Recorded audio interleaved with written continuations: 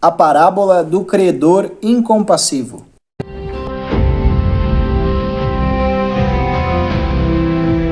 Um servo devia 10.000 talentos ao rei, e como ele não tinha como pagar, o rei exigiu sua mulher, filhos e tudo o que ele tinha.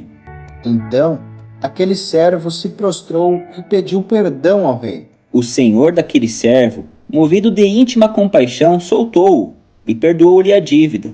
Saindo, porém, aquele servo encontrou um dos seus conservos, que lhe devia 100 denários. O sufocou e cobrou a dívida. Seu conservo então se prostrou e pediu perdão e prometeu pagar a dívida. Ele, porém, não quis e o mandou para a prisão, até que pagasse a dívida. Vendo isso, seus conservos foram e falaram para o seu senhor tudo o que aconteceu. Então o seu senhor o chamou e disse: Servo malvado, perdoei-te toda aquela dívida porque me suplicaste. Não devias tu, igualmente, ter compaixão do teu companheiro, como eu também tive misericórdia de ti? Indignado, o seu senhor o entregou aos atormentadores, até que pagasse tudo o que lhe devia. Jesus concluiu dizendo: Assim vos fará também meu Pai Celestial, se do coração não perdoardes cada um a seu irmão as suas ofensas.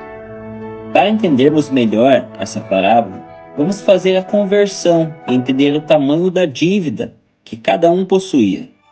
O servo devia 10.000 talentos. Um talento são quase 35 quilos de ouro. Trata-se, portanto, de uma dívida de 350 mil quilos de ouro. Que, segundo estudiosos, com o salário da época, ele levaria cerca de 164.000 anos para quitar a dívida. Detalhe que o rei mandou soltá-lo quando foi perdoado, sinal que ele, além de ter que pagar uma dívida impagável, ele estava preso. O seu conservo o devia 100 denários. Um denário era o salário de um dia de trabalho na época. Portanto, em 100 dias de trabalho, essa conta seria paga. O servo recebeu o perdão de uma dívida totalmente imperdoável. Ele perderia tudo e ficaria preso se não pagasse, mas ele foi perdoado. E sabendo disso, não perdoou seu companheiro que lhe devia algo insignificante perto do tamanho da sua dívida. Essa parábola nos traz lições importantes sobre o perdão, a qual queremos abordar aqui. Fazendo uma comparação, qual seria o tamanho da nossa dívida para com Deus? Nossa mente é uma verdadeira máquina. Temos aproximadamente 70.000 pensamentos por dia. Se apenas 0,1% dos nossos pensamentos diários forem impróprios, ou seja, pecado, cometemos cerca de 70 pecados por dia apenas pelo pensamento. Considerando a média de vida de 72 anos, teríamos quase 2 milhões de pecados na nossa conta. Isso se encaixando em uma pequena média de pecados por pensamento. Acredito que nossos números devem ser muito superiores a isso. Afinal, pecamos de muitas outras formas, além de pensamentos. Essa é uma dívida da mesma proporção da dívida do servo, algo totalmente impagável. Mas para ser absolvido dessa culpa, existem alguns passos importantes que precisamos seguir.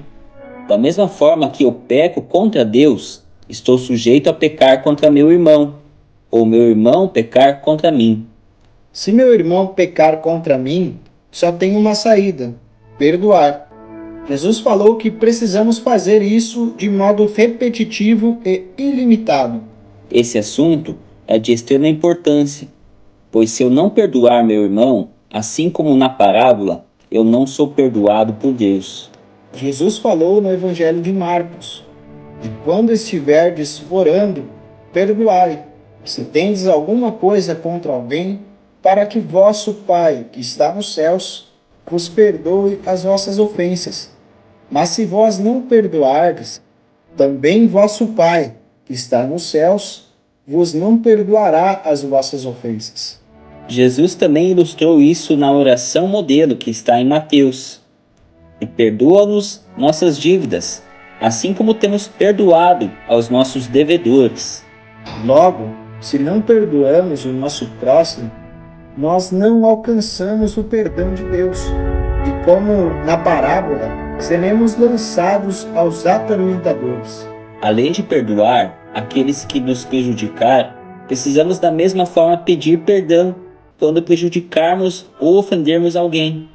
Jesus falou no Evangelho de Mateus: portanto, se você estiver apresentando sua oferta diante do altar e ali se lembrar de que seu irmão tem algo contra você, deixe sua oferta ali, diante do altar, e vá primeiro reconciliar-se com seu irmão. Depois volte e apresente sua oferta. Deus só aceitará minhas ofertas, o meu culto, minhas orações, se eu perdoar. Mesmo que seja difícil, não existe outro caminho. Lembre que Deus nos perdoa todos os dias e o seu perdão por nós é incomparável diante de qualquer ofensa ou prejuízo que possamos sofrer aqui nessa vida. Portanto, perdoe. E não caia no mito de que se eu pecar contra meu irmão, se eu apenas pedir perdão para Deus, está tudo certo. A palavra de Deus nos deixa claro que precisamos nos reconciliar com o nosso irmão para ver o verdadeiro perdão. Agora sabemos a importância do perdão. Mas será que sabemos perdoar de modo correto? A Bíblia nos dá a instrução. Primeiramente, pedir desculpas não significa pedir perdão. Desculpas se dá ou se pede no ato de pequena inocência. Pisei no seu pé e desculpe. Perdão se dá ou se pede para aquele que é culpado pelo seu ato. Outro ponto é que sabemos que se pecamos, precisamos pedir perdão. Mas se pecarem contra mim, o que preciso fazer? O Evangelho de Lucas fala: se o seu irmão pecar, repreenda-o. E se ele se arrepender, perdoe-lhe. É totalmente bíblico eu repreender aquele que pecou contra mim. Preciso sim me posicionar contra o erro do meu irmão e ensiná-lo a fazer de modo correto, apontando as consequências do seu erro. Porém, devo fazer isso de modo pacífico e manso, para não gerar outro conflito.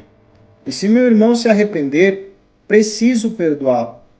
Mas e se meu irmão pecou contra mim e não me procura, o que fazer? Jesus nos fala no Evangelho escrito por Mateus: ora, se teu irmão pecar contra ti, vai e repreende-o entre ti e ele só. Se ele te ouvir, ganhaste a teu irmão. Nesse caso, como você é a vítima, sua salvação não fica condicionada a você fazer isso. Porém, se fizer, é um verdadeiro ato de amor ao próximo. Pois se você se consertar, ele também terá o caminho livre para o conserto com Deus. Agora já sabemos também, à luz da Bíblia, o que fazer para nos consertar com nosso irmão. Mas não para por aí. Nosso perdão não deve ser algo superficial, deve ser verdadeiro. Perdoar é não guardar mágoas. Muitos falam que perdoar significa esquecer, mas não é verdade. Não conseguimos escolher o que esquecer. E certamente uma ofensa sempre fica marcada. Por isso, o verdadeiro significado de perdoar é você lembrar e não se magoar ou sentir dor pelo ocorrido. O perdão deve ser incondicional, assim como Deus faz conosco. Não importa a situação, devemos perdoar desde uma mentira até casos trágicos que possam envolver vítimas fatais ou mesmo marcas traumáticas. Lembre-se, nosso dever não é vingança, mas sim o perdão. Afinal, somos perdoados por Deus e livres do inferno por isso, e toda a justiça a Deus pertence. E se eu cometi algo grave contra meu irmão, preciso me arrepender do ato, mas também arcar com as consequências, sejam elas desde ressarcir o que meu irmão perdeu, ou mesmo cumprir uma possível sentença. Afinal, todo ato tem suas consequências. Por isso, precisamos pensar muito bem antes de dar qualquer passo equivocado. Muitos vão dizer, mas ele não merece o perdão pelo que ele fez. Se fôssemos sinceros com nós mesmos, não merecíamos o perdão de Deus diante de tantos erros que cometemos contra Ele. Mas mesmo assim, Ele sempre nos perdoa. Portanto, o mesmo exemplo deve ser seguido por nós.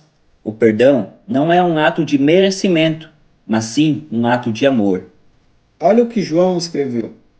Mas quem odeia seu irmão está nas trevas e anda nas trevas. Não sabe para onde vai, porque as trevas o cegaram. Portanto, a nossa salvação é condicionada ao perdão. Isso é extremamente importante. Jesus falou em Mateus: porque se perdoardes aos homens as suas ofensas, também vosso Pai Celestial vos perdoará a vós. Se, porém, não perdoardes aos homens as suas ofensas, também vosso Pai vos não perdoará as vossas ofensas. Mas ele erra contra mim, se arrepende e erra de novo e nunca para. Deus sabia que estaríamos sujeitos a essa situação, e por isso falou que devemos perdoar 70 vezes 7.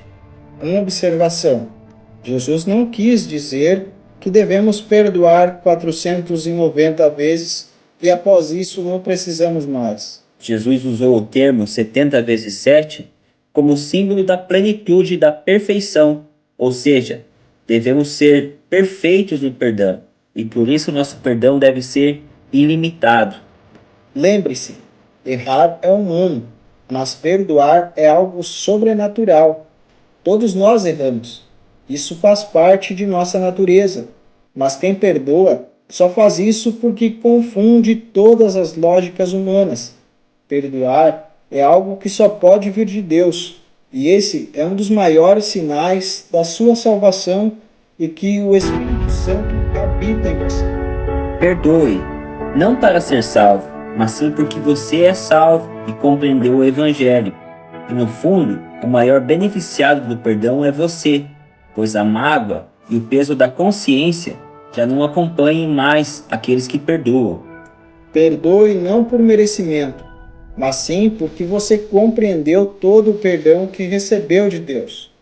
Todos merecem novas oportunidades. Afinal, Deus nos dá novas oportunidades todos os dias. Não espere para perdoar, o amanhã pode ser tarde. Reconcilie-se. Perdoar é um verdadeiro ato de amor, a qual identifica um verdadeiro cristão. Quando Jesus morreu, suas últimas palavras foram de perdão. E assim que ressuscitou, uma das primeiras ações foi abraçar Pedro, que lhe havia negado. Siga o exemplo de Cristo. Perdoe e, da mesma forma, peça perdão quando errar. Nós vamos ficando por aqui. Se você tiver alguma dúvida a respeito do perdão, deixe sua pergunta nos comentários. Compartilhe esse vídeo para que mais pessoas possam compreender a importância do perdão. Nos dê seu apoio. Inscreva-se no nosso canal e desejamos que Deus lhe abençoe.